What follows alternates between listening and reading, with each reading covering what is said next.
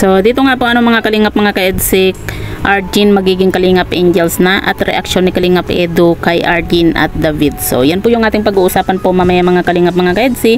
Pero bago po natin ipagpatuloy ang video ito sa mga bago pa lang po sa ating munting channel, huwag po natin kalimutang suportahan naman ang Kalingap Kuya Val Santos Matubang at Kalingap Rob.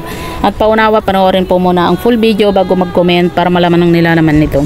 So dito nga po mga kalingap mga ka-EDSIC, nag-survey nga po itong si Kalingap Rob patungkol nga po sa dito nga po kay Arjin for Kalingap Angels nga po. At alam naman po natin na kumakailan nga po sa mga nakaraang vlog nga po, sa nakaraang live nga po ni Kalingap Rob ay natanong na rin po niya ito yung pagiging Kalingap Angels nga po ni Arjin. Pero dahil nga po sa nakaraang live nga po ni Kalingap Rob na 50-50 pa po yung may ayaw at gusto nga po na maging Kalingap Angels po itong si Arjin.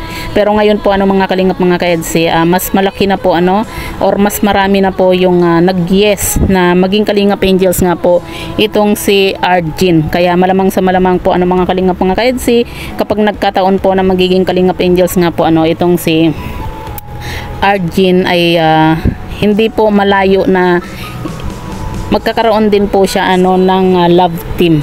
At yun po siguro ay ang Arvid nga po.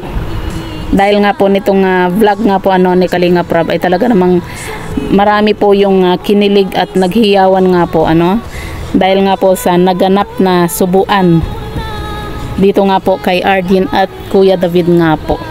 At ayan nga po mga kalingap mga ka-EDSIC, malaking tulong din po ito kay Arjin kung sakasakaling nga po na maging Kalingap Angels po siya. Kumbaga masaya na lang din po tayo para na rin po sa kanyang pag-aaral. Kasi syempre 'di ba, sayang din naman po kung mahinto po itong si Arjin dahil nga po sa nalaman nga po natin na wala na nga daw pong sponsor po itong si Arjin.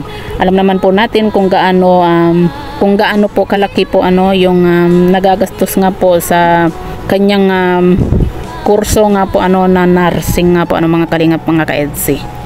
So yan po mga kalingap mga ka-EDSIC, po yung masasabi nga po ninyo patungkol po dito. I-comment nyo lang po sa ibaba at babasahin po natin isa-isa.